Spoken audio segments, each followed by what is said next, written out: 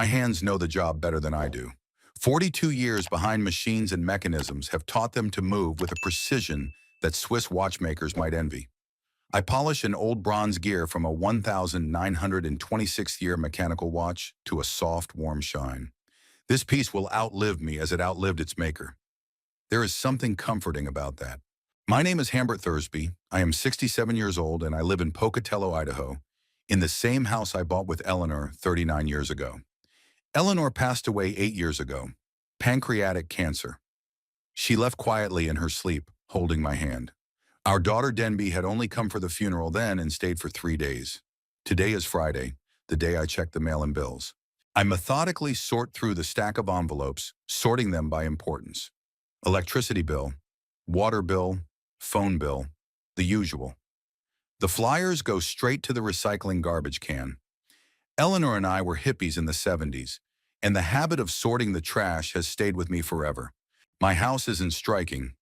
Just an ordinary one-story house with 3 bedrooms, a living room, a kitchen, and a small workshop attached to the garage. The old 98-year-old Ford truck still serves me faithfully, despite 200,000 miles on the road. Some neighbors look at me and see only a humble retiree who barely makes ends meet. That's fine with me. What they don't see is my bank account. 44 years of savings, wise investments, and no foolish spending has turned into a respectable sum. Eleanor was an accountant. She taught me how to handle money. We never lived a flashy life, preferring to save rather than spend. Our daughter thinks I'm a cheapskate, but I'm just a man who knows the value of hard-earned dollars. Phone's ringing. Denby's number. I sigh and pick up the phone.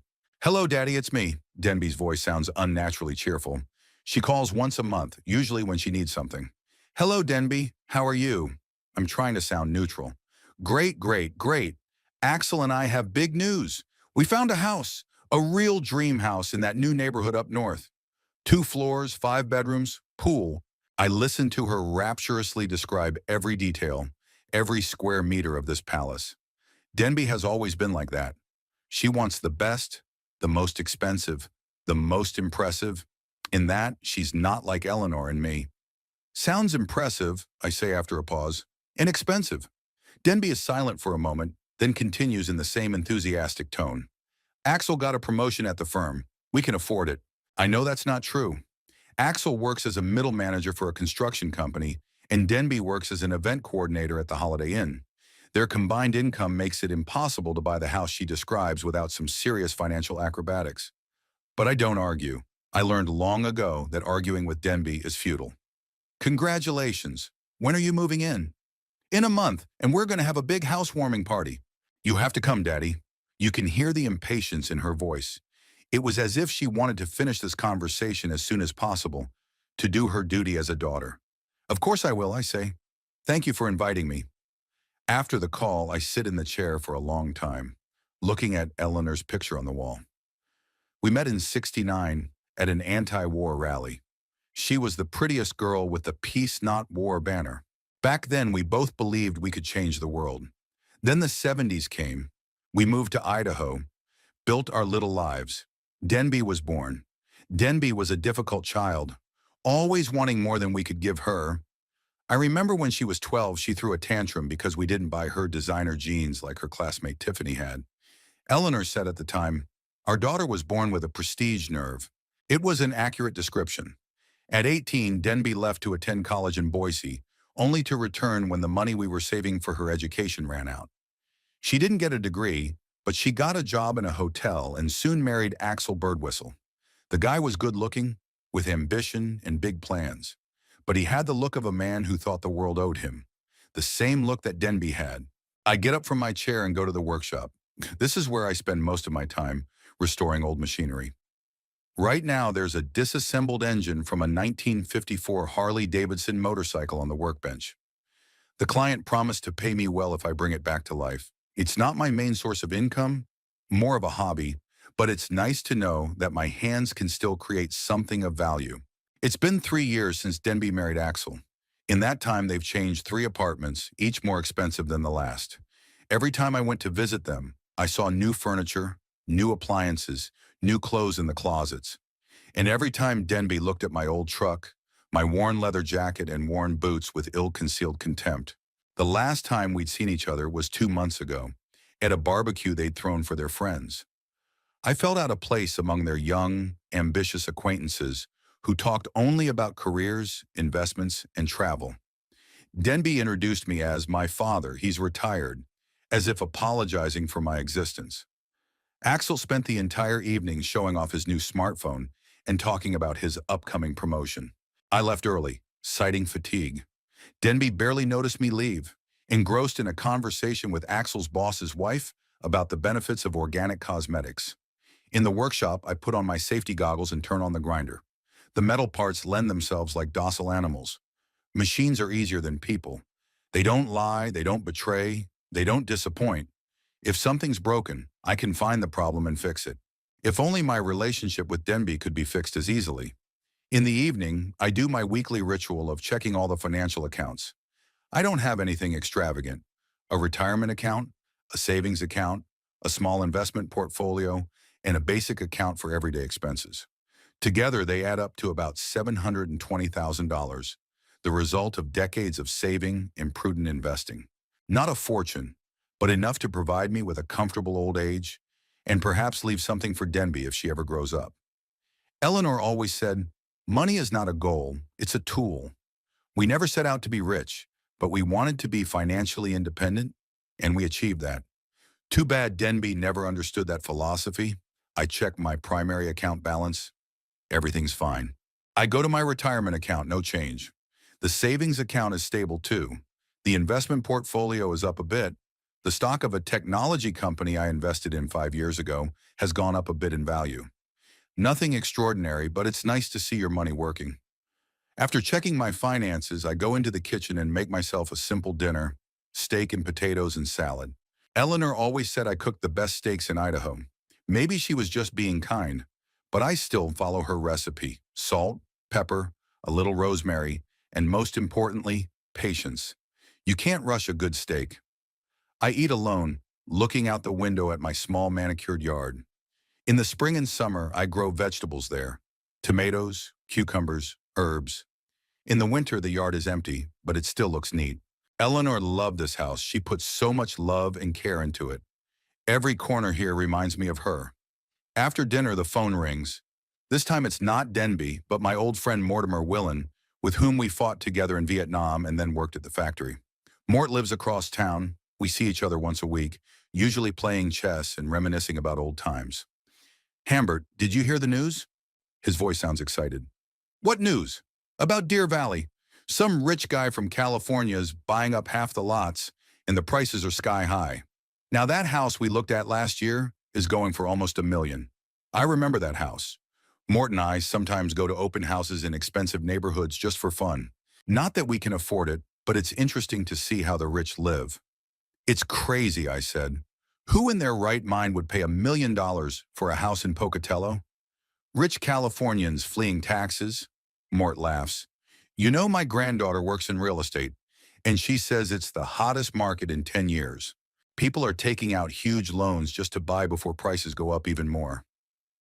Sounds like a bubble that's about to burst, I remark. Maybe, but before it bursts, people are going crazy. By the way, I hear your Denby and her husband are looking for a house in that neighborhood too. I sigh. Yeah, she called. Said they found their dream house. And you're not worried? How can they afford it?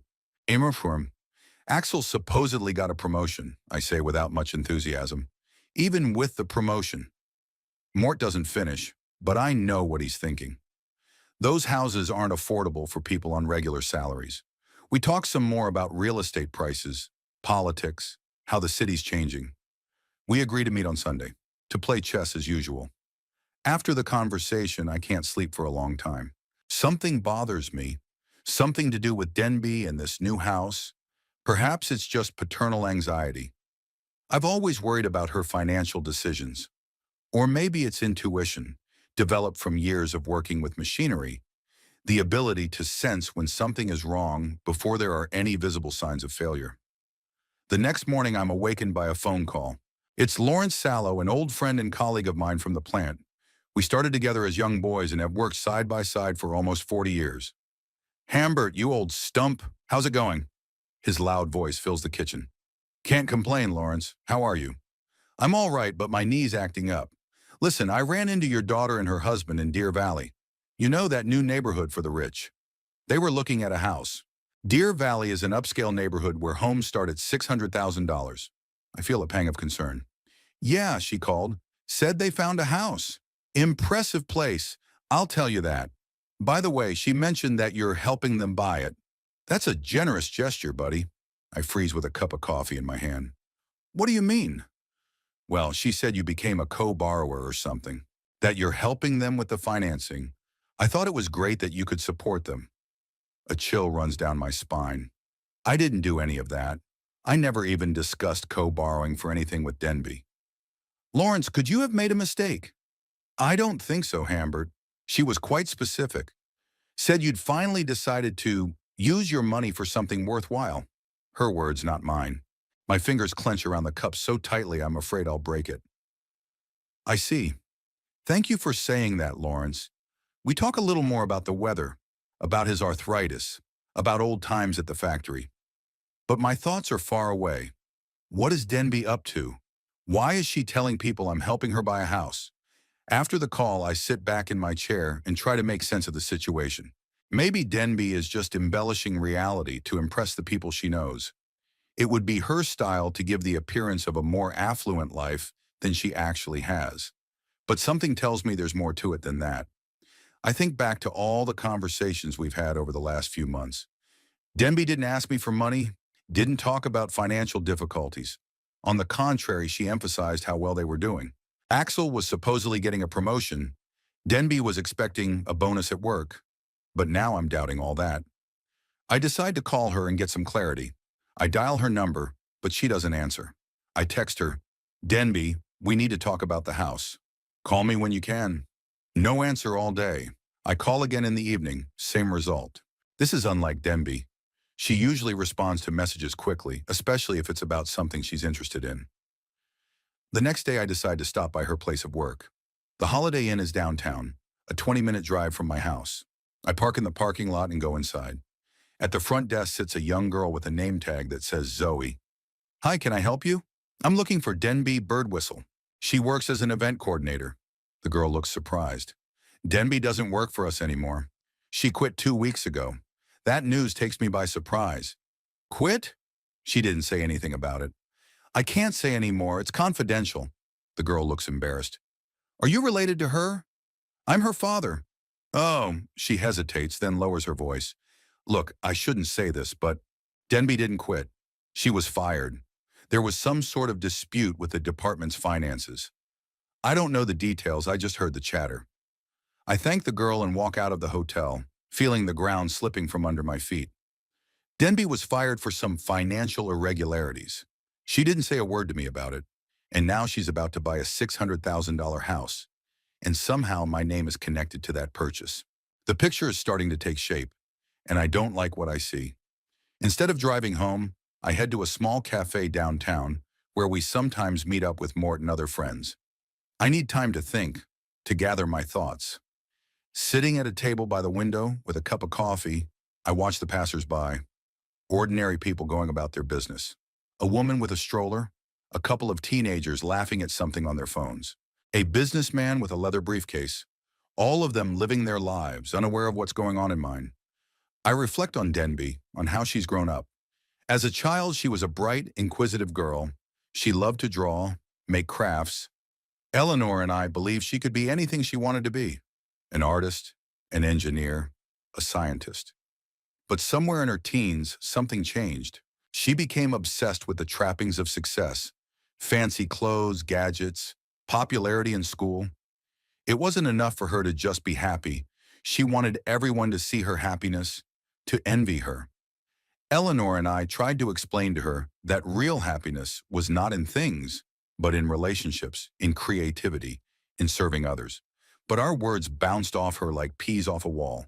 She saw our humble lifestyle not as a conscious choice, but as a failure. As if we had failed to do better rather than consciously choosing simplicity and moderation.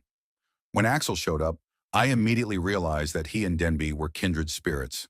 He too was fixated on external success, on creating the appearance of well-being. They were perfect for each other in their desire to appear rather than be.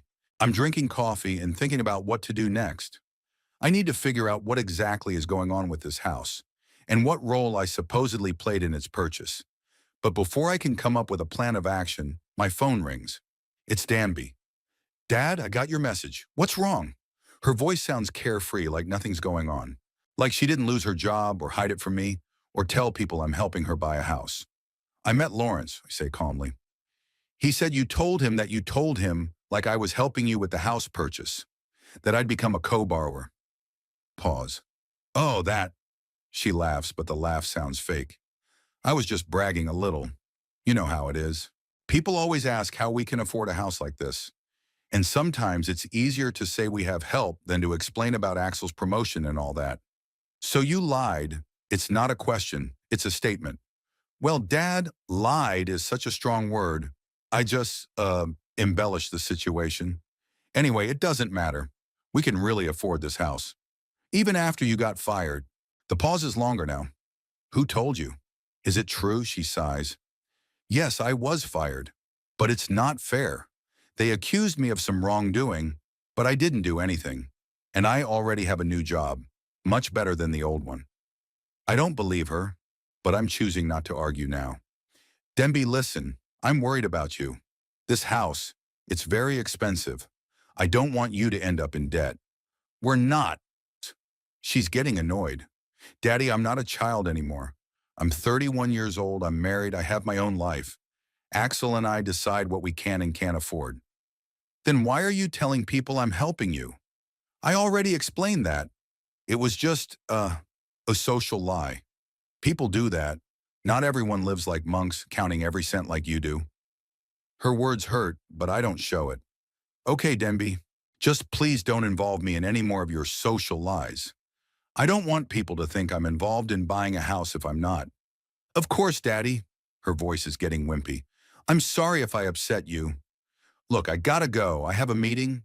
I'll talk to you later, okay? She hangs up without waiting for my answer. I sit in the cafe looking out the window and I can feel my anxiety growing. Something's not right here. Denby is lying, it's obvious. But about what exactly? Just about my supposed help with the house? Or something more? Maybe I'm being too suspicious. Maybe Axel really did get a nice promotion and Denby found a new job. Maybe they really can afford this house, albeit barely. But my intuition, honed by years of working with machinery, tells me that something isn't working right here. And I've always trusted my intuition. I decide I need to find out more. About the house, about Denby and Axel's financial situation, about what they're really up to. And I'm going to do it quietly, methodically, like I do everything in my life. Because if my daughter is really up to something, something that could hurt her or me, I have to stop it. Even if she doesn't realize what she's doing herself. I finish my coffee and walk out of the cafe, feeling determined. Denby is my daughter and I love her. But I'm not going to let her ruin her life over an obsession with outward glitz. And I certainly won't let her drag me into her schemes, no matter what they're about. Sometimes to love is to be firm. Eleanor understood that, and so do I.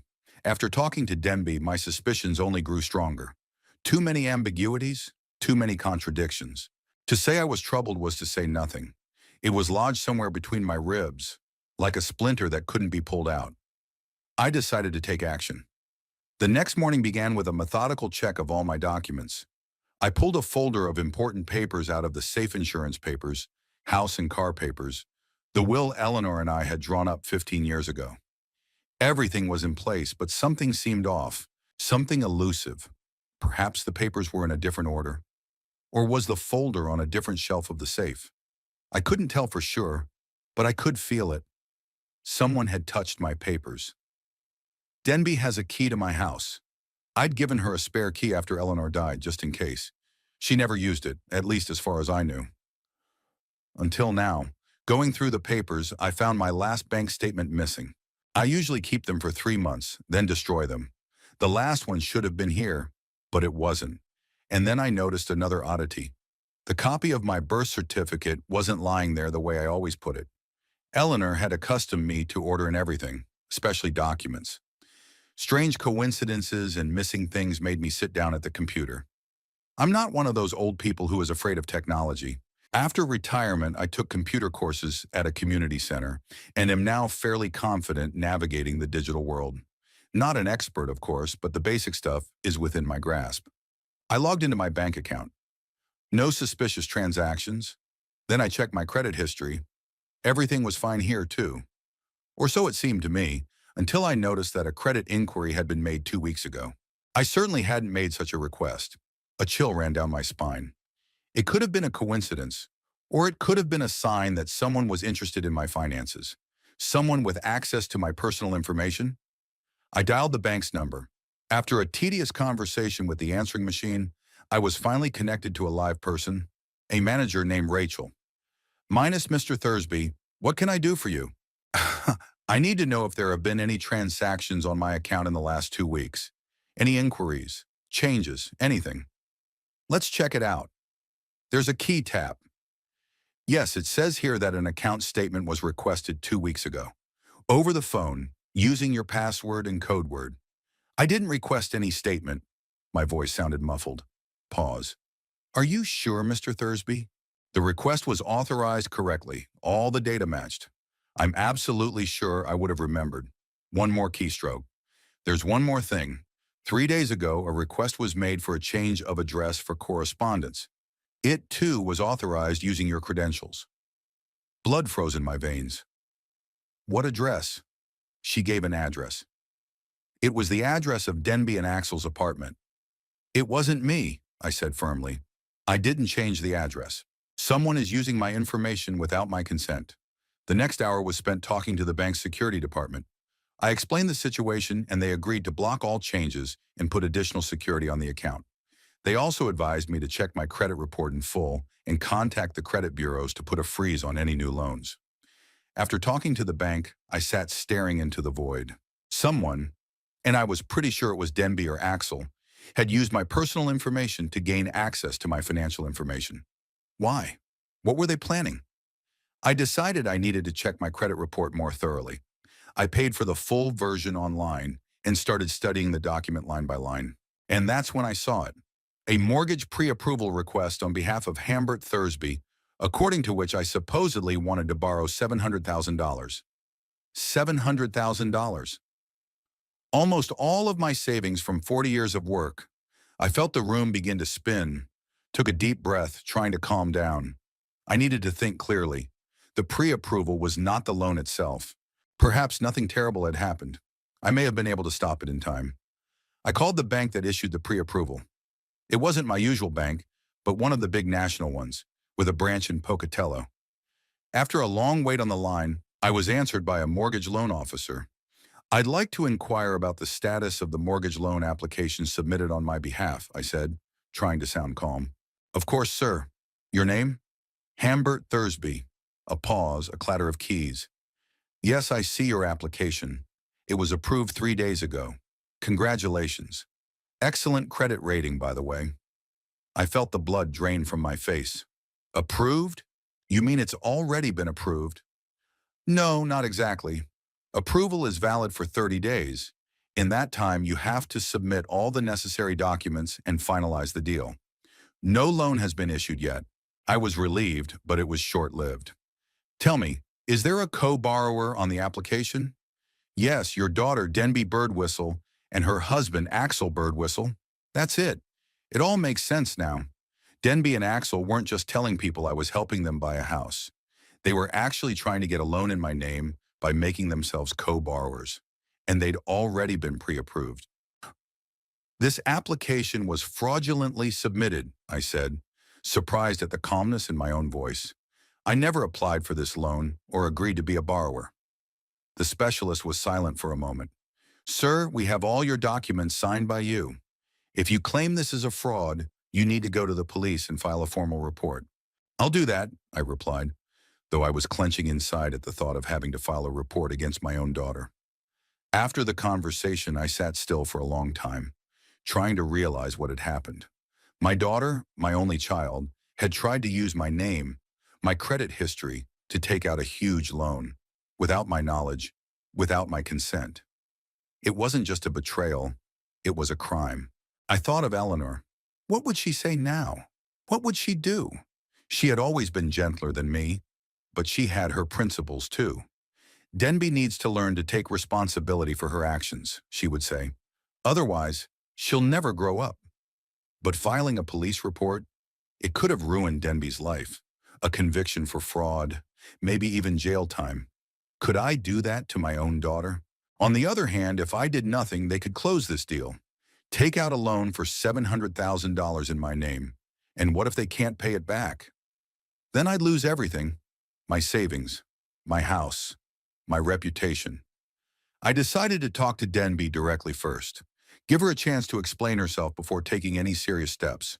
Perhaps it was naive of me, but I still wanted to believe there was something good left in my daughter. I dialed her number. She didn't answer. I tried again, with the same result. Sent a message. Denby, we need to talk urgently about a $700,000 loan. Call me immediately. There was no reply. I decided to drive to her house.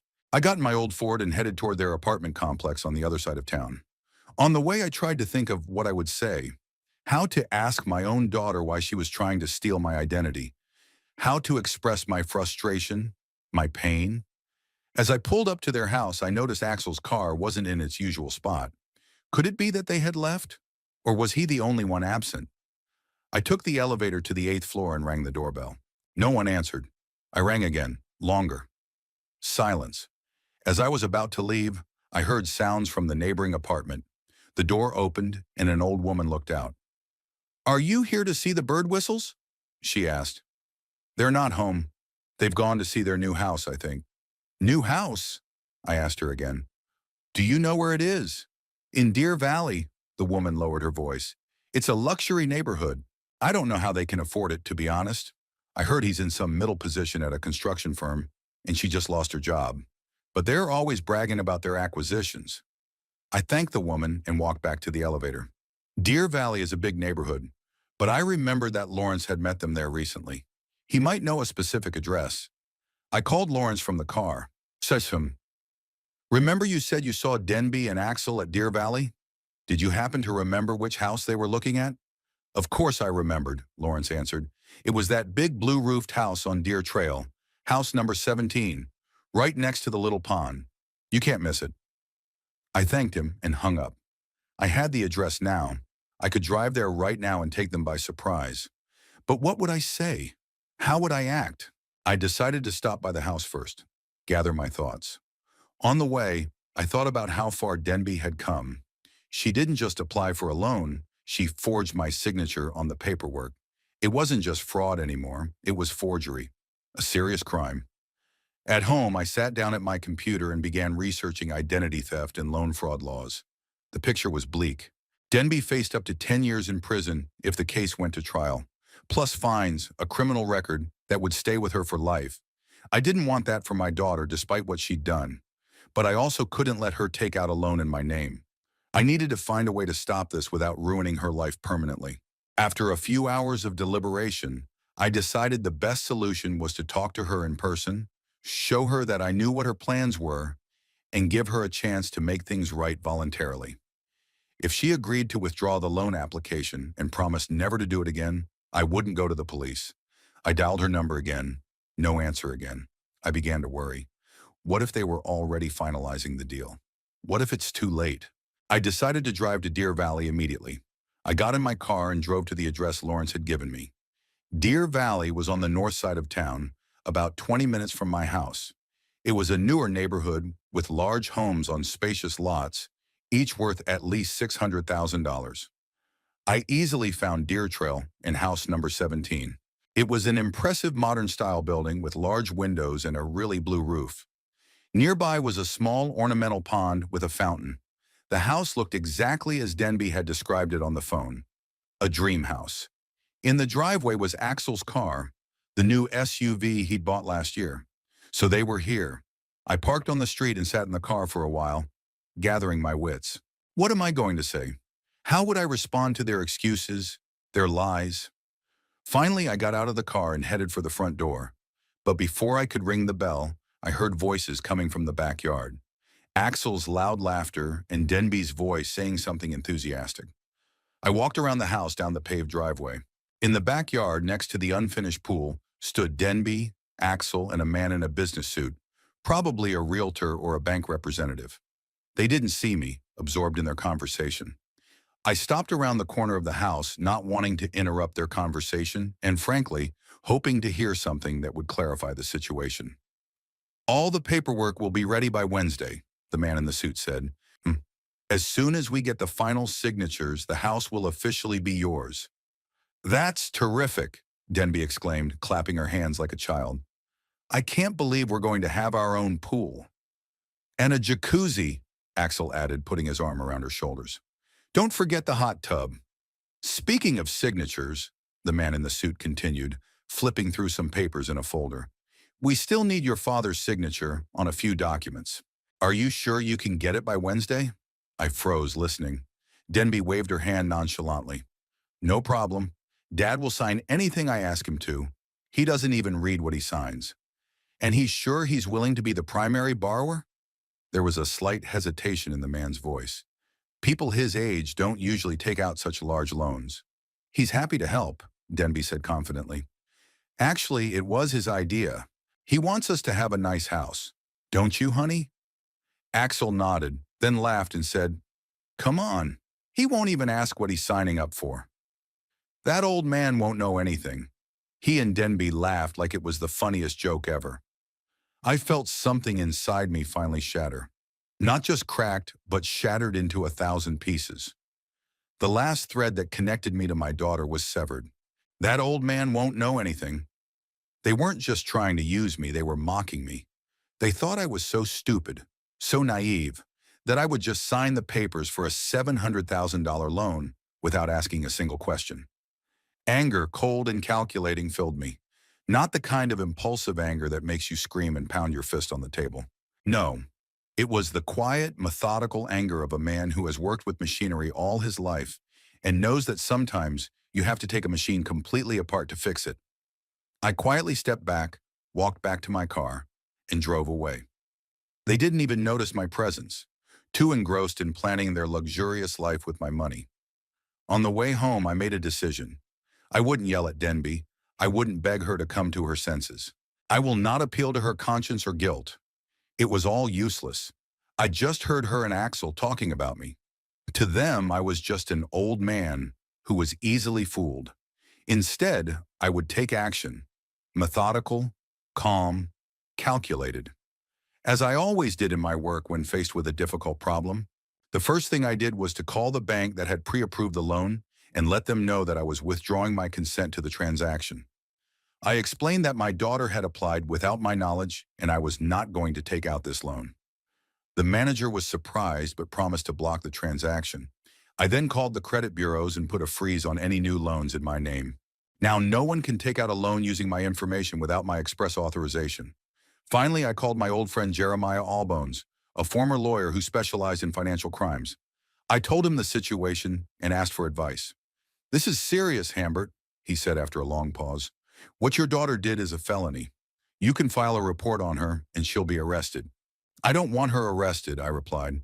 "She's my daughter no matter what." "Then you need to find another way to teach her a lesson, something that will make her realize the seriousness of her actions, but won't ruin her life completely." I've been thinking. Denby and Axel were planning on using me to get their dream house.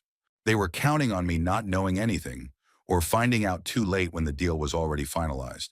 They laughed at me, called me old man. And then it hit me. I knew what to do. I knew how to teach them a lesson they'd never forget. "Thank you, Jeremiah," I said. "I think I have a plan." I hung up the phone and began to prepare. I had a week until the time they planned to finalize the deal. A week to get everything organized. Housewarming day would be a day that Denby and Axel would remember for a long time, but not in the way they'd planned. The housewarming invitation arrived 3 days after my visit to Deer Valley. A beautiful gold-embossed card, inside in Denby's neat handwriting. "Dear Daddy, you are invited to a housewarming party at our new home. Saturday, 6 p.m. Love, Denby and Axel." Not a word about how they managed to buy this house. Not a hint that they used my name to get a loan. Just a casual invitation. as if nothing had happened. I put the card on the table and stared at it for a long time. Denby hadn't even called to make sure I got the invitation. Just mailed it off like all the other guests. Like just another person on her list who needed to be invited just to check off a box. But it was good for me. So they didn't realize I knew. They didn't realize that their plan had failed, that I'd blocked the loan and put a freeze on my credit history. They still thought they could manipulate that old man. In the week since I overheard their conversation, I had prepared thoroughly. Consulted with lawyers, talked to bank representatives, gathered evidence. Everything was ready. On the day of the housewarming party, I wore my best suit, the same one I'd worn at Eleanor's funeral. Dark blue, austere, with the white shirt and blue tie she'd given me for our last anniversary. Eleanor always said that tie accentuated the color of my eyes. I looked at myself in the mirror. My gray hair neatly combed, my face serious but calm. Not the face of an aggrieved father ready to make a scandal, but the face of a man who knows what he's doing and is sure he's right. "What would you say, Eleanor?" I asked quietly, looking at our picture on the dresser. "Am I doing the right thing?" Of course, there was no answer, but I knew she would have supported me. Eleanor had always valued honesty above all else. Without honesty, there is no trust. Without trust, there is no love, she used to say. I took the folder of papers I had prepared and put it in my leather briefcase, a gift from my colleagues for my retirement.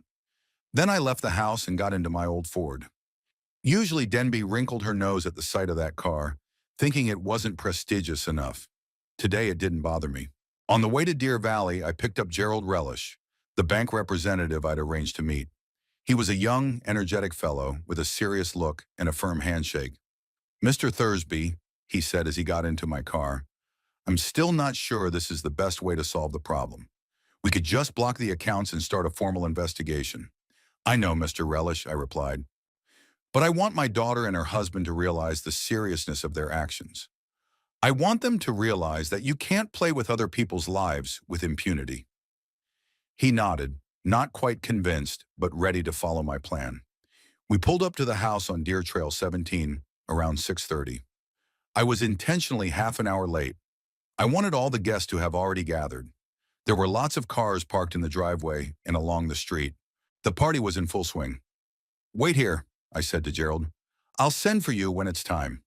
He nodded, staying in the car, and I headed for the front door. The sound of music and voices was coming from the house, still from the street. Denby always liked to throw parties. I rang the doorbell, even though it was ajar. A few seconds later, Denby appeared, in a new dress, with perfect hair, glowing with happiness and pride. "Daddy!" She hugged me and I could smell the expensive perfume. "You're here. Come in, come in. Do you want me to show you the house?"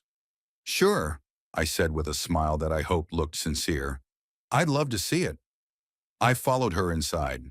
The house was exactly as she had described it on the phone. Spacious, elegant, with expensive furniture and modern appliances. Large windows overlooked a manicured backyard with an unfinished pool. About 30 people were gathered in the living room. Denby and Axel's friends, their colleagues, a few neighbors. "This is where the home theater will be," Denby said enthusiastically, showing one of the rooms. "And over here is the guest room. And upstairs is our bedroom with a walk-in closet and private bath." "Isn't it amazing?" "Impressive," I said neutrally. "It must have cost a fortune." "Oh, we can afford it," she said with a wave of her hand. "Axel's firm is doing great, and I'm starting a new job soon. Plus," she lowered her voice, "the bank gave us great terms on the loan." I just nodded, not commenting. Let her think I didn't know anything. In the living room, we found Axel surrounded by a group of men in business suits, probably his colleagues from the construction firm. He was loudly telling a story, waving a glass of whiskey. "There's my father-in-law," he exclaimed when he saw me. "Hambert, I'm glad you could make it. What do you think of the house?" "Very impressive," I repeated. "Congratulations to you both." "Thank you, thank you," he patted my shoulder. "Would you like a drink? We've got some great whiskey." "No thanks," I replied. "I'm driving." I noticed a few familiar faces among the guests. My old friend Lawrence Sallow and his wife, a couple of neighbors Denby and Axel from their old house, and to my surprise, Axel's boss, Robert Willen, whom I knew through a mutual friend. I spent the next hour watching the festivities, pretending to enjoy the socializing, though inside everything was clenching with what was coming. I waited for the right moment when all the guests would gather in one place, when attention would be maximized. Finally, Denby rang her glass, drawing the guests' attention. "Friend," she said, standing next to Axel in the middle of the living room, "we are so glad you all came to share this special day with us. Our first day in our new dream home." The guests applauded. Denby was glowing with happiness. "Axel and I have been looking forward to this for a long time," she continued. "And now our dream has finally come true. We have the house we've always dreamed of, in the neighborhood we've always wanted to live in." Axel put his arm around her shoulders, smiling as if he had won the lottery. "Here's to a new house," he exclaimed, raising his glass. "To the new house." The guests cheered. I raised my glass of mineral water too. It was time for action. "Denby, Axel," I said loudly, attracting attention. "I'd like to say a few words too." The room fell silent. Everyone turned to me. Denby looked a little surprised. I usually avoided public speaking. "Of course, Daddy," she said with some wariness in her voice. I cleared my throat and looked directly at her and Axel.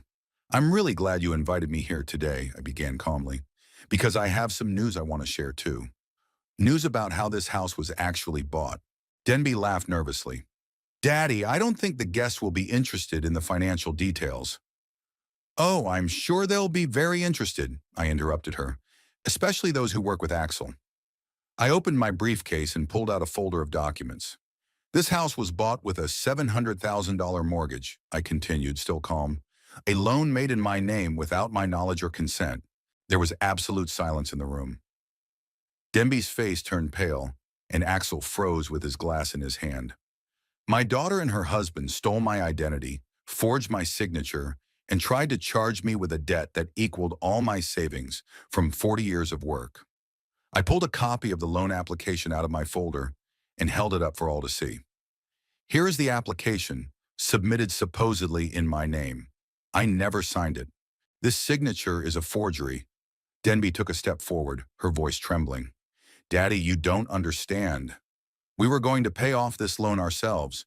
You wouldn't have had to do anything." "Except risk everything I have," I replied. "Except be responsible for a loan I didn't take out. Except to live in fear that if you couldn't pay this loan, I would lose my house, my savings, my reputation." I turned to the guests, many of whom looked shocked. "I didn't want to make a scene, but I believe people should know who they are dealing with. My daughter and her husband have committed a felony. They stole my identity, forged my documents, and defrauded the bank." I pulled my cell phone out of my pocket and texted Gerald, "It's time." I blocked that loan, I continued, and filed a fraud report. But I wanted Denby and Axel to realize the seriousness of their actions. I wanted them to realize that you can't play with other people's lives with impunity. At that moment, Gerald Relish entered the room, briefcase in hand and a serious expression on his face. "This is the representative of the bank that issued the loan," I introduced him. "Minus Mr. Relish, please tell everyone what is happening with this loan now." Gerald stepped forward and nodded to the guests. "Good evening. I'm Gerald Relish, Senior Manager of Mortgage Lending for First National Bank. Mr. Thursby came to us with a report of loan fraud. We investigated and determined that the loan application was indeed submitted without his knowledge, using a forged signature." He opened his portfolio and pulled out an official letter on the bank's letterhead. "Shuktaprim. As a result, we froze all accounts related to this transaction and started the loan rescission process. We are also required to report the fraud to law enforcement." Denby looked like she was about to pass out. Axel lowered his head, avoiding the eyes of the others. "This is some kind of mistake," he muttered. We didn't mean to. We didn't want me to find out," I finished for him. "You said it yourself, Axel. That old man won't know anything. Remember?" His face turned red. He realized that I had heard their conversation that day at the house. Robert Willen, Axel's superior, stepped forward. His face was grim. "Axel, do you realize what this means for your career? Our company can't afford an employee involved in financial fraud." "Senator, Robert, look, it's not what you think." Axel started to justify himself, but Robert shook his head. "We'll talk about it on Monday in the office. But I must warn you that the situation is very serious." The guests began to glance around, whispering, Some headed for the exit, not wanting to be part of this awkward scene. Others stood frozen, shocked at what was happening. Denby finally found her voice. "Daddy, how could you?" she whispered, tears glistening in her eyes. "How could you humiliate us like that in front of everyone? And how could you steal my identity?" I asked quietly. "How could you betray your own father? I've always helped you, Denby, always supported you. If you had just come to me and asked for help, I would have done everything in my power. But you chose deception." "We just wanted a better life," she said, tears rolling down her cheeks. "The home we deserve." "No one deserves a home obtained by deception," I replied. "No one deserves happiness built on lies." I turned to Gerald. "What will happen to the house now?" "Since the loan was obtained fraudulently, the deal will be canceled," he replied. "The house will revert to the previous owner or be put up for sale again." "But we've already moved in," Denby exclaimed. "We have no other place to live." "You'll have to go back to your old apartment," I said, "or find something you can really afford." I put the papers back in my briefcase and headed for the exit. As I passed Denby, I stopped. "Hi, Tom. I didn't file a police report on you," I said quietly. "I could have. You're looking at up to 10 years in prison for what you did. I gave you a chance to fix your life without a criminal record. Don't blow it." She didn't say anything back, just looked at me with a mixture of shock, anger, and shame. I walked out of the house, accompanied by Gerald. It was quiet and cool outside. The stars were just beginning to appear in the evening sky. "Son, are you all right, Mr. Thursby?" Gerald asked as we got into the car. "Yes," I answered, though I felt empty inside. "It was necessary." "You know, not many people would do something like this," he said with respect in his voice. "Most people would just file a police report and let the system work. But you took the harder route." "I wanted them to understand," I said, starting the car. "I wanted them to realize that actions have consequences, that you can't build happiness on someone else's misfortune." We drove in silence for a while.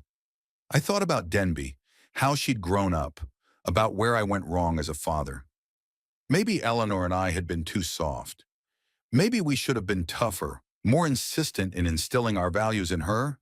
Or maybe some people just choose their path, no matter how they were raised.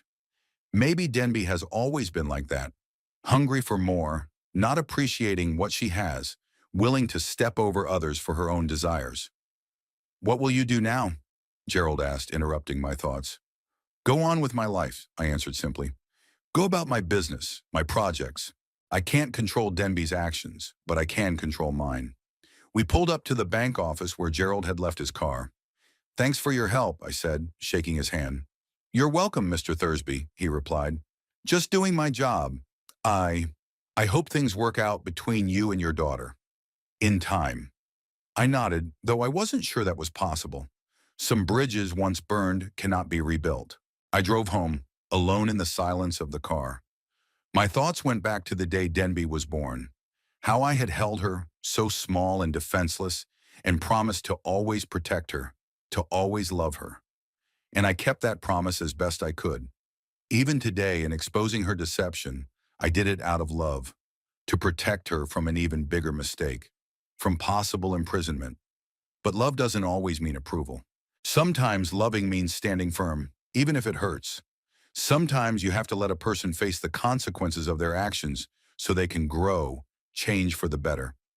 I hope that Denby would learn a lesson from this experience, that she would realize that true happiness is not about expensive houses and luxurious things, but about honesty, about being true to one's principles, about genuine relationships with people. But I also knew that I couldn't make her realize it.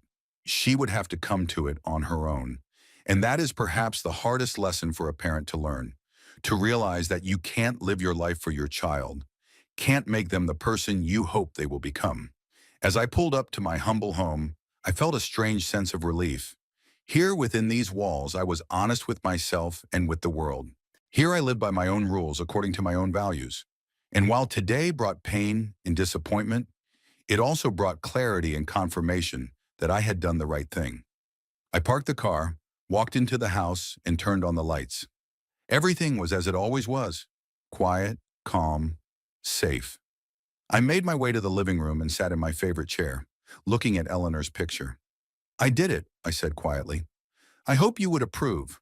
Though there was no answer, I felt a strange calmness, as if she were here beside me, supporting me as always. I didn't immediately hear the knock on the door. It was faint, almost hesitant. It was about 9 Sunday morning, the day after the housewarming party. I was just finishing breakfast when I noticed movement on the porch through the kitchen window. Pulling back the curtain, I saw Denby, pale and gaunt, her hair disheveled. Not at all like the confident woman who had welcomed guests to her new home yesterday. A new home that didn't belong to her. I opened the door without saying a word. We just stared at each other for a while. Father and daughter, suddenly strangers. Can I come in? She finally asked in a quiet voice. I stepped aside, letting her in. She went into the kitchen and sat at the table where she had once sat, doing her homework under Eleanor's supervision. How much water had passed since then? Would you like some coffee? I asked, more out of habit than politeness. She nodded without looking up. I poured her a cup and sat down across from her. Why are you here, Denby? She took a sip of coffee, as if trying to pull herself together. You ruined our lives, she said finally, her voice a mixture of accusation and disbelief. Do you understand that? Everything we've worked for, everything we've built, it's all ruined. I looked at her, trying to see this woman as the little girl I once taught to ride a bike, who I used to read bedtime stories to, the one I'd comforted when she'd fallen and broken her knees. No, Denby, I said calmly. You ruined your life. The moment you decided to steal my identity and put a loan in my name, the moment you chose deceit over honesty. We would have paid off that loan, she exclaimed, and her eyes sparkled. You wouldn't have had to do anything. It was just a formality. The bank wouldn't have given us a loan like that in our names, but with your credit rating, Maquin, with my credit rating, which I've spent a lifetime building, I interrupted her, with my name, which I've never tarnished, with my reputation that I hold dear, you were willing to risk it all for a house you couldn't afford. But we could, she insisted. Axel was supposed to have a promotion, which he won't, I finished for her. At least not after yesterday. Robert Willen called me this morning.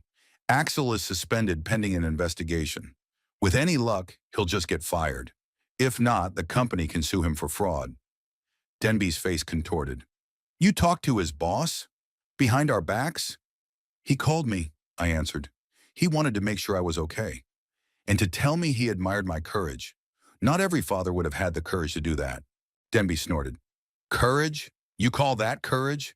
Humiliating your own daughter in front of all her friends and coworkers? And what would you call what you did? I asked, still remaining calm. Steal your own father's identity? Forge his signature? Risk his house, his savings? She averted her gaze but didn't answer.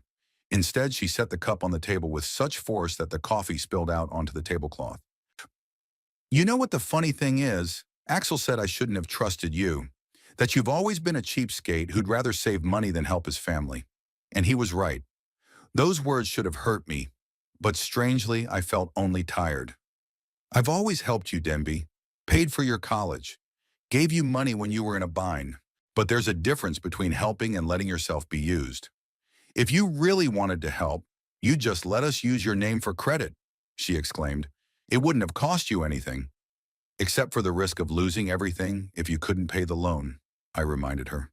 And from what I learned yesterday from your former friends of yours, the risk was very real, she tensed up. What are you talking about? Your double life, Denby. The debts you've racked up, about the credit cards you don't pay off, the money you borrowed from friends and never paid back. After my public exposure yesterday, many guests came up to me to show their support and shared their stories. Lawrence Sallow told how he loaned Axel $2,000 a year ago and still hasn't gotten it back. Denby's neighbor from her former apartment shared that Denby owed her 6 months' rent on a parking space. And a former co-worker of Denby's at the Holiday Inn told how Denby borrowed money from the department's cash register, promising to pay it back before an inspection. That's why she was fired, for embezzlement. That's not true, Denby mumbled, but I could see the panic in her eyes. People always exaggerate. We all have hard times. Swarm, yes, we do, I agreed. But most people don't solve their problems by cheating others. Most people don't steal other people's identities. Denby stood up suddenly, her chair toppling over with a clatter.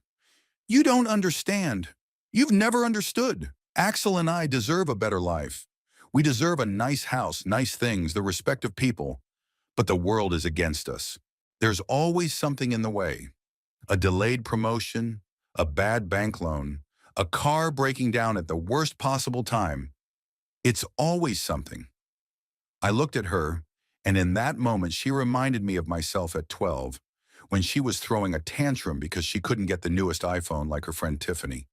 The same resentment towards the world, the same feeling of being owed everything. The world isn't against you, Denby, I said quietly. The world just wants you to live within your means, not to spend more than you earn, to be honest with yourself and others. That's so easy to say when you have money, she shouted. When you have a house paid off years ago, when you don't have to worry about the future. I've been worrying about the future all my life, I objected. That's why I've been saving. That's why I invested. That's why I avoided unnecessary debt. And I did all this while working as a factory technician, not the most prestigious or highest paying job. But I was honest, hardworking, and patient, and it paid off. Denby shook her head as if she hadn't heard me. You know what Axel said when we went back to our old apartment yesterday? That we should sue you for defamation, for public humiliation, that we could make you pay for what you did. I grinned, unable to contain myself. You want to sue me for telling the truth about how you tried to deceive me? Good luck with that. I'm sure the court would love a case like that. Then we can go to the press, she said threateningly.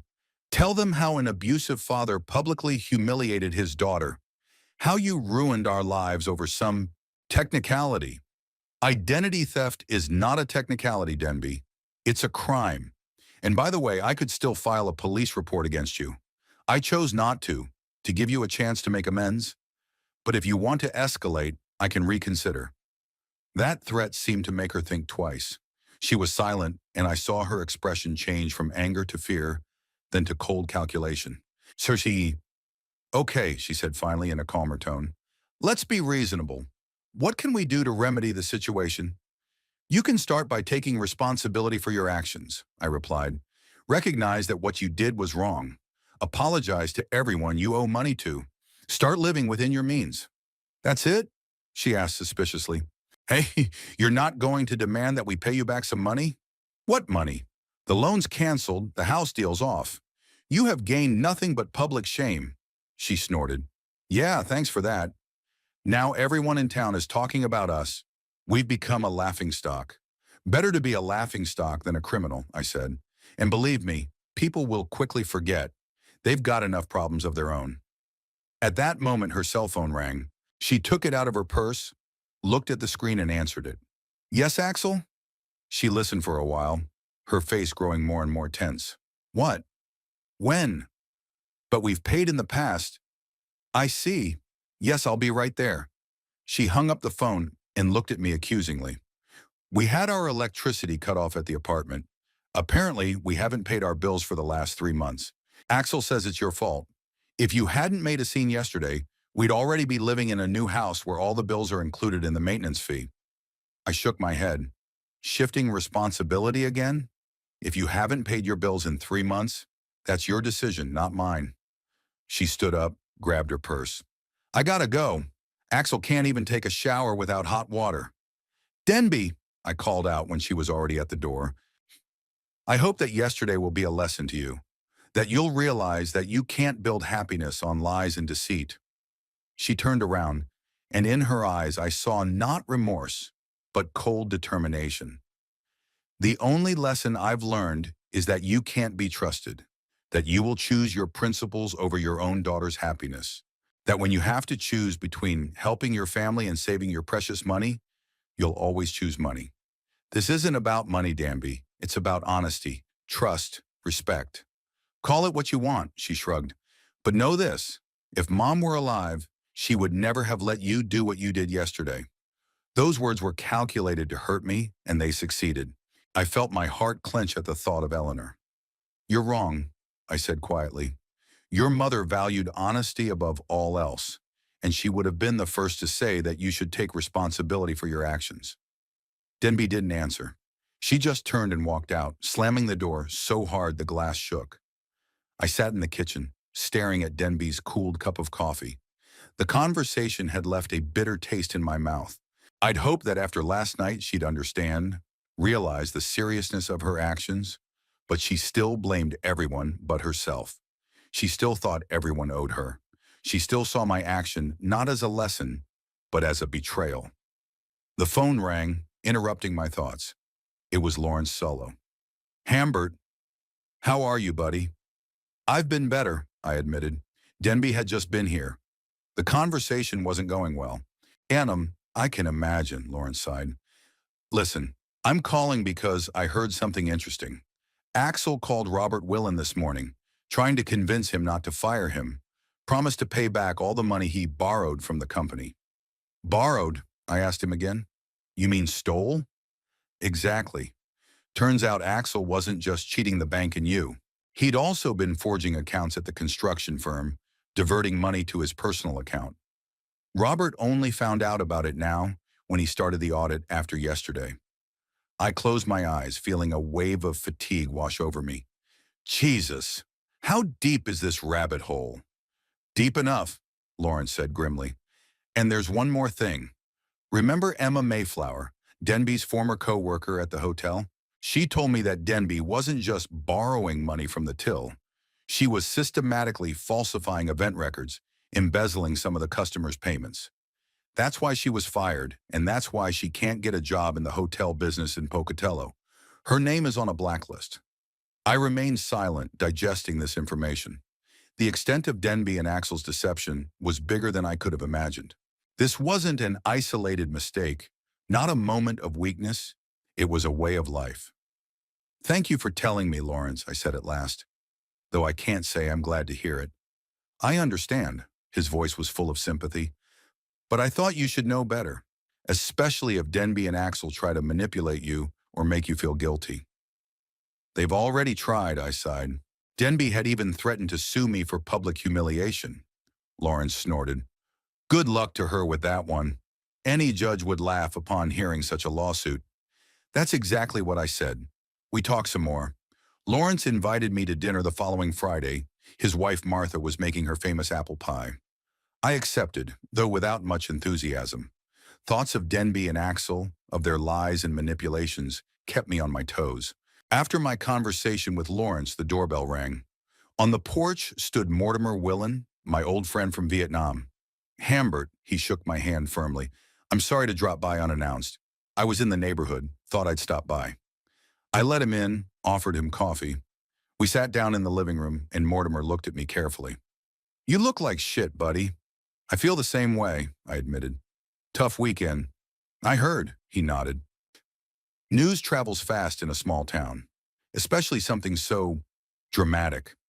I told him about the conversation with Denby, about her threats and accusations, what I'd learned from Lawrence about the extent of Denby and Axel's deception.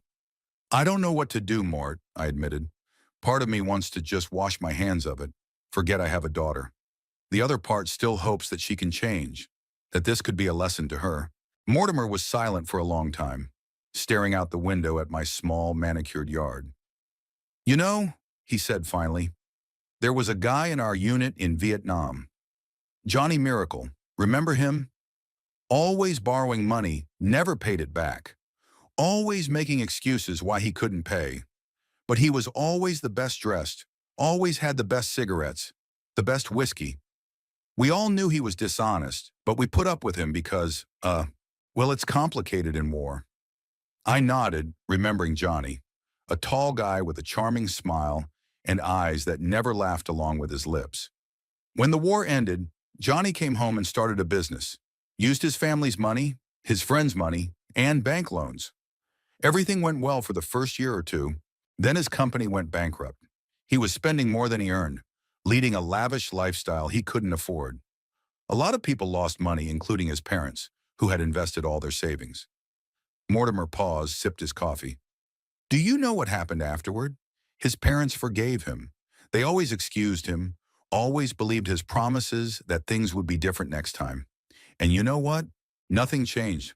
He kept taking money, kept cheating, kept living beyond his means. In the end, his parents lost their house, their retirement savings, everything. And Johnny? He moved to another state and started over, found new people to con. I knew what he was getting at. You think Denby's never going to change? I think it's hard for people to change if they don't see the need to change, Mortimer answered. And it's even harder if there are those around who continue to justify their behavior, to save them from the consequences. I nodded, recognizing that he was right. I'm not going to save her this time, Mort. I'm not going to give her money. I'm not going to solve her problems. But giving up on her completely? No one says you have to give up on her, Mortimer said softly. But perhaps the best thing you can do for Denby now is to let her face the consequences of her actions. Let her fall so she can learn to get up on her own.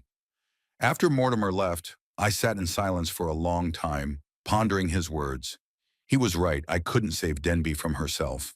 I couldn't force her to change if she didn't want to. All I could do was stand firm on my principles and not let her manipulate me. I decided that I would stick to my original plan, not to file a police report, but not to help her financially either. Not to seek communication, but not to reject it if she approached me on her own. And most importantly, not to let guilt or her manipulation change my mind. It was a difficult decision, but I felt it was the right one. Sometimes loving means being firm. Sometimes the best thing you can do for a person is to let them face the consequences of their actions so they can grow. I hope that someday Denby would realize that one day she would realize that true happiness is not in expensive houses and prestigious addresses, but in honesty, in being true to one's principles, in genuine relationships with people. But I also knew that I couldn't make her realize it. She would have to come to it on her own. In the meantime, I had to live my life, staying true to myself and my values. I had to see this through, not out of revenge, not out of a desire to punish, but out of respect for truth and justice. Because in the end, that was all I had left. My integrity, my dignity, my loyalty to the principles that Eleanor and I had always tried to instill in our daughter. With that thought in mind, I got up, grabbed my car keys, and left the house. I had to meet with a lawyer to finalize the formalities with the bank and make sure that the loan was completely canceled. It was the last step in this sad story, the last thing I could do to protect myself and maybe give Denby a chance to start over, this time on a fair footing. 6 months is enough time for life to change beyond recognition. 6 months ago, I was just a retired man, spending my days in a quiet house, restoring old gears in my small workshop. Today, I'm standing in the middle of a spacious former auto repair shop on Maple Street, holding the keys to my own business, Thursby and Sons, Antique Machinery Restoration. Sons, of course, is pure fiction. I have no sons, only a daughter I try not to think about. But the name sounds more solid, inspires more confidence. And who knows? Maybe someday I'll find a student to whom I can pass on my knowledge. Someone who will share my love for old mechanisms, for the precision and reliability of machines of the last century. The room smells of fresh paint and machine oil. Along the walls are workbenches and tools. In the center are several projects I'm already working on. A Harley-Davidson engine from the year 1954, an antique floor clock with a pendulum, an ancient gramophone that its owner claims belonged to Frank Sinatra himself. The decision to open my own workshop did not come to me immediately. After the whole story with Denby and Axel, I felt devastated, tired, frustrated. For weeks, I just sat at home, barely able to get up in the morning, thinking about where I'd gone wrong as a father, what I could have done differently. Going over Denby's childhood, Eleanor and I trying to instill the right values in her. It was the memory of Eleanor that finally brought me out of it. I imagined what she would say if she saw me like this, slumped, resigned, disinterested in life. Hambert, she would say in her affectionate but firm voice, you can't control the actions of other people, not even your daughter, but you can control your reaction. You can choose how to live your life. And I chose. I decided to use some of my savings to start the business I'd always dreamed of. A workshop where I could do what brings me joy, bringing old machinery back to life, giving a second life to things most people consider hopelessly outdated. The process was more complicated than I expected. Finding suitable premises, drawing up documents, purchasing equipment, All this took time, energy, and money. But each step in this direction gave me back a piece of myself. Each small achievement gave me the strength to move on. The court proceedings with the bank ended in my favor. They recognized that the loan had been fraudulently arranged and absolved me of all responsibility. The house in Deer Valley was put back on the market. The last time I drove by, a new family was already living there. A young couple with 2 children. A real family who will hopefully build a real home there, not a stage set for ostentatious success. I only learned about Denby and Axel through conversations with mutual acquaintances. After that memorable conversation in my kitchen, I didn't see my daughter or talk to her. She didn't call, she didn't write, she didn't try to meet. It was as if a wall had grown between us that no one was willing or able to overcome. Lawrence told me that they had sold their apartment and moved to Boise. Axel had found a job there with another construction firm, apparently without mentioning his past on his resume. Denby got a job at some fancy boutique. According to Lawrence, they continue to show off their luxurious lives on social media. Photos at expensive restaurants, a new car, brand name clothes. It was as if nothing had changed, as if they hadn't learned any lessons from what had happened. It didn't surprise me, but it still hurt. I hoped that what had happened would be a turning point for them, that it would make them reconsider their values, their way of life. But apparently some people don't change, even when faced with the consequences of their actions. They just move and start all over again, repeating the same mistakes in a new place. But I couldn't control their lives, couldn't force them to change. I could only live my life, staying true to myself and my principles. The bell over the front door jingled, interrupting my thoughts. A man in his 40s entered the workshop, holding something wrapped in cloth. "Minus, Mr. Thursby?" he asked. "I was told you could fix this." He carefully placed the wrapping on a nearby table and unwrapped the cloth. Inside was an antique cuckoo clock, made, judging by the style, in Germany in the early 20th century. "It belonged to my grandmother," the man explained. "It hasn't worked for about 10 years, but I couldn't bring myself to throw it away. I recently heard about your workshop and thought, maybe it could still be given a second chance." I took the watch and carefully examined the movement. "It's old, but it's solid. Needs cleaning, lubrication, maybe a few parts replaced. Nothing impossible. It can be repaired," I said, and the man's face brightened. "It'll take time in some parts, but it'll count down the hours again. Thank you. You don't know how much this means to me, this clock. It's like a part of my family, my childhood." I nodded understandingly. Some things mean more than their functionality or value. They hold memories, connect us to the past, to the people we loved. After the client left, I began to disassemble the watch. The work was painstaking, requiring attention to every detail, but that's what I loved about it. There is an honesty in movements that is often lacking in people. They either work or they don't. If something is broken, you can find the cause and fix it. Everything is logical. Everything is understandable and controllable. At noon, the doorbell rang again. This time it was Mortimer Willen with a box of donuts. "Thought I'd check on you, old stump," he said, looking around the shop. "Nice place you got here. Not bad at all."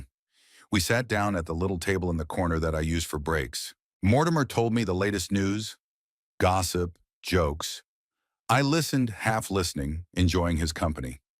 Our friendship had grown stronger over the past few months.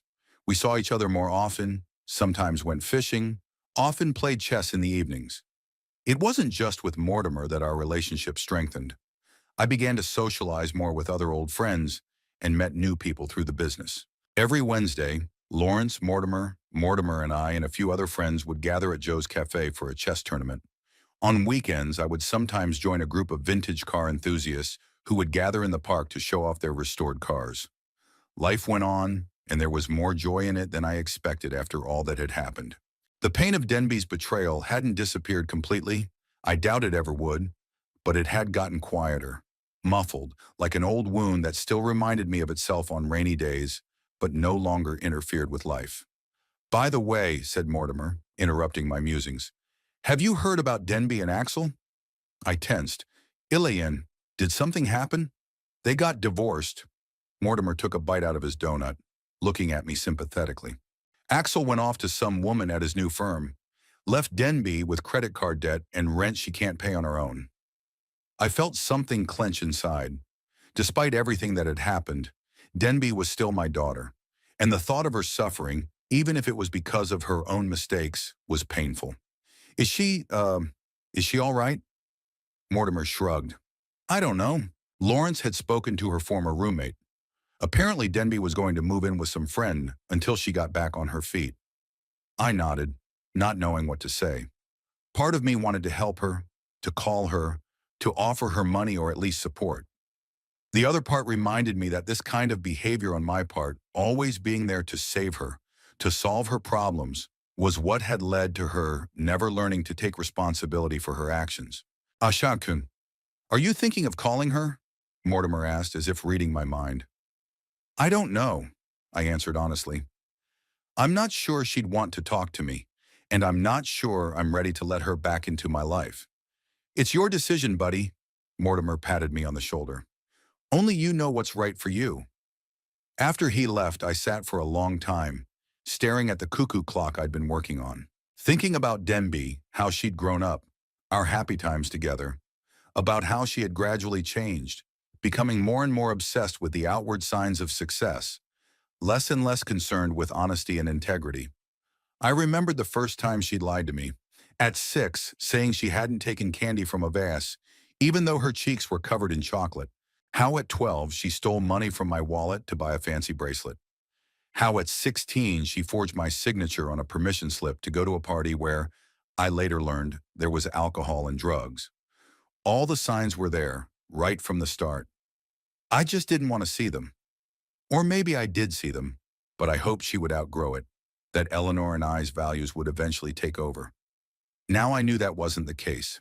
Denby had chosen her path, and that path was leading her further and further away from me, from what I believed in, what I valued. And though it pained me to admit it, I realized that perhaps the best thing I could do for both of us was to accept that fact and let her go. Not out of anger or desire to punish, not out of pride or resentment, but simply because sometimes relationships become so toxic, so destructive, that the only way to save yourself is to break it off. I went back to work on the watch. I disassembled the mechanism down to the last screw, cleaned every part, lubricated, replaced worn parts. The work calmed me, gave me a sense of control and order that was sorely lacking in my personal life. By evening, the clock was ready. I carefully wound it up, and it started ticking, steady, reliable, as if it had never stopped. After a few minutes, the door opened, and the cuckoo popped out, making its distinctive sound. I smiled. There is something deeply satisfying about bringing something that was thought to be hopelessly broken back to life, giving a second life to things that most people would throw away without a second thought. Maybe there was some lesson in that for me too. Maybe in time my relationship with Denby could be repaired, not back to the way it was, but to create something new, healthier, more honest. Or maybe it can't. Maybe some things can't be fixed, and the best thing to do is accept that fact and move on. Time will tell. In the meantime, I had my workshop, my friends, my work that brought me joy and meaning.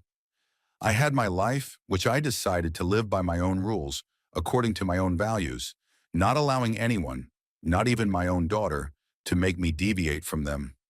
I closed the workshop, locked the door, and headed for the car. The evening sun was painting the streets of Pocatello with golden colors.